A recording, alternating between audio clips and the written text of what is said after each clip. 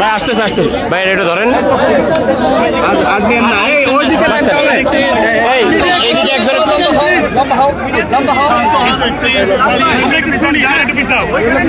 ভাই মিডিয়া একটু জায়গা করে দেয়। আর্মি আসলে করে ভাই ক্যামেরা পাশে একটু আগে আমাদের ভিডিওর সাথে দেখা ছিল ওনার সাপোর্টের ইনজুরি আছে, ওনার নাকের এই জায়গাটায় মনে হচ্ছে যে ফেটে গেছে, আঘাত আছে। ভাই নিচে এই সাংবাদিক ভাইরা যদি একটু পিছায় যান পিছিয়ে যান না ভাই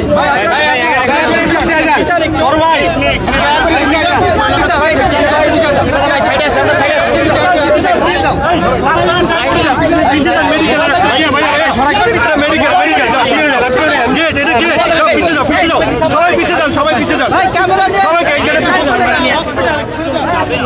মেডিকেল সামনে যান মেডিকেলের গেটের সামনে হবে না ভাই একটু যাও পিছিয়ে যাও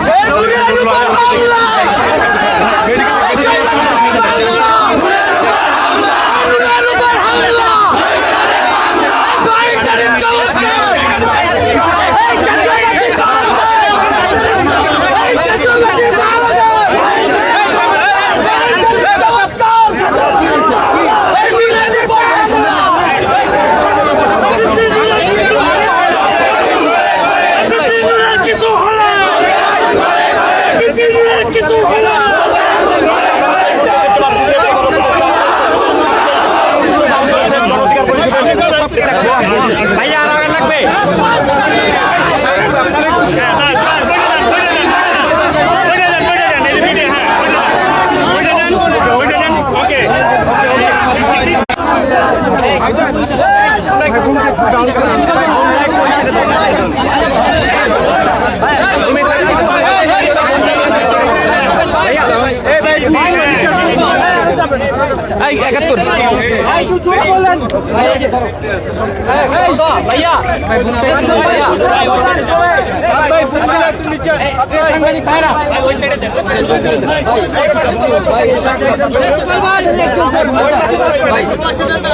ভাই এতগুলো মোটা মোটা ভূমকে কিভাবে ধরে ভাই নিচে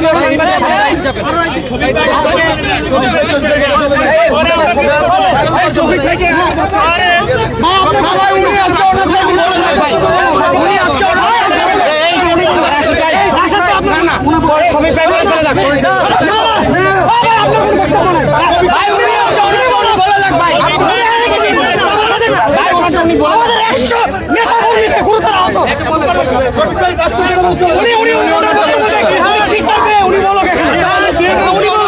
আমাদের কোনো বক্তব্য নাই আমরা কি থামার পরিস্থিতি আমাদের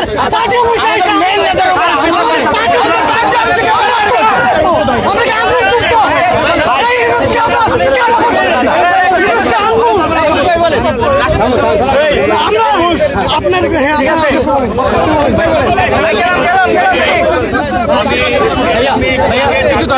কথা বললাম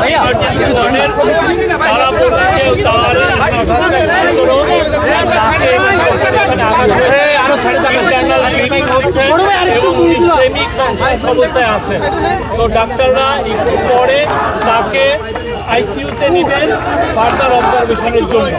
আরো কিছু টেস্ট আছে, সেই টেস্টগুলো তার উপরে খুবই ন্যাক্কার জন্য একটা ঘটনা, আমরা এটা নিন্দা করি। আমরা এই পুরো জিনিসটা আমরা ইনভেস্টিগেট করি। জাতীয় পার্টির ব্যাপারে আপনি কি জাতীয় পার্টির ব্যাপারে আপনি বক্তব্য? আমি কথা বলছি, আপনার উপস্থিতিতে আমার 2 মিনিট কথা আছে। আমরা অন্তর্বর্তীকালীন সরকারের প্রেস সচিব তার বক্তব্য শুনলাম। মূলত আজকে আমাদের একটি বিক্ষোভ মিছিল ছিল, আওয়ামী লীগকে নিষিদ্ধ করা হয়েছে, একইভাবে জাতীয় পার্টি সহ 14 দলের দশর তাদেরকেও নিষিদ্ধের দাবি আমরা দীর্ঘ সময় জানিয়ে আসছি। আমরা নির্বাচন কমিশনে আনুষ্ঠানিকভাবে আমরা অভিযোগপত্র দিয়েছি, আমরা প্রধান উপদেষ্টা বরাবর অভিযোগপত্র দিয়েছি। আমাদের কাছে তথ্য আছে চাপার কাদের উপর ভর করে আপা ফিরে আসার একটি চেষ্টা করছে। আজকে যখন আমরা মশাল মিছিল শেষে আমি এবং নুরুল আবনুর কথা বলা শুরু করব। প্রেস মিটিং চলা অবস্থায় সেনাবাহিনী এবং পুলিশ বাহিনী আমাদের কার্যালয়ের সামনে এসে হামলা চালিয়েছে। আমরা জানতে চাই, আমাদের উপর যে হামলা করলো শুধুমাত্র কার্যালয়ের সামনে না, আমাদের কার্যালয়ের ভিতর ঢুকে সেনাবাহিনী এবং পুলিশ হামলা চালিয়েছে। এই হামলায় ডক্টর মোহাম্মদ ইউনূসের বা তার স্বরাষ্ট্র উপদেষ্টার বা এই অন্তর্বর্তীকালীন সরকারের কোন উপদেষ্টার ইন্ধন ছিল কিনা সেইটা আমরা প্রেস সচিবের কাছ থেকে জানতে চাই। আছেন আজকে সেনাবাহিনী বুট জুতা দিয়ে নুরুল আবনুরকে পালিয়েছে। আমাদের উপরে আওয়ামী লীগের আমলেও এইভাবে তারা হামলা করতে সাহস করে নাই। সেনাবাহিনী আমাদের গায়ে হাত দেয়নি। আজকে আমাদের গায়ে আমাদের সরকারের আমলে হাত দেওয়া হয়েছে। প্রথম দফায় আমার উপর হামলা হয়, আমার আঙ্গুল ভেঙে গিয়েছে।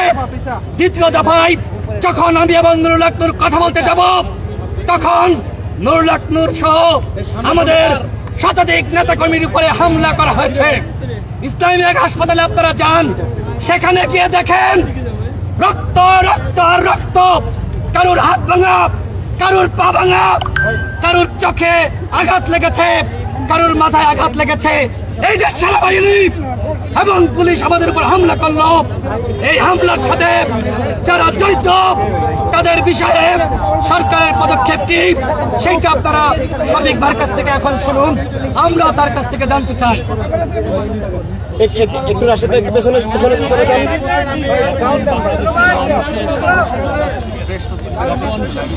ভাই মোবাইলগুলো নিচে নামান না। তখন উনি 2018 সালে নেতৃত্ব দিয়েছিলেন, সেই কোটা কোটা মুভমেন্টের উনি নেতৃত্ব দিয়েছিলেন। তার সাহস এবং আপনারা দেখেছেন 2024 সালের জুলাই মাসে আপনি দেখেন সকল আন্দোলনে তার গণ অধিকার সবাই ছিল এবং নূরকে 19 জুলাই রাতে 19 জুলাই দিবাগত রাতে ওনাকে অ্যারেস্ট করা হয়, ওনাকে ওখানে নির্মমভাবে টর্চার করা হয়। তো আমি তো আমার কথা বলেছি, এখন ওনাকে আরো এই ঘটনার ব্যবস্থা নেবেন। জিএম কাদেরকে কবে গ্রেফতার করবেন? ফোনগুলো ডাউন দেন। জিএম কাদেরকে কবে গ্রেফতার করবেন? আমি এখানে আছি, আমি কথা বলছি না, আমি কথা বলবো।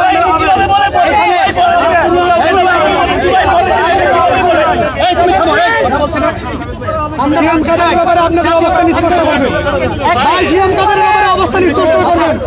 এখন অন্তর্বর্তীকালীন সরকারের আইন উপদেষ্টা, অন্তর্বর্তীকালীন সরকারের আইন উপদেষ্টা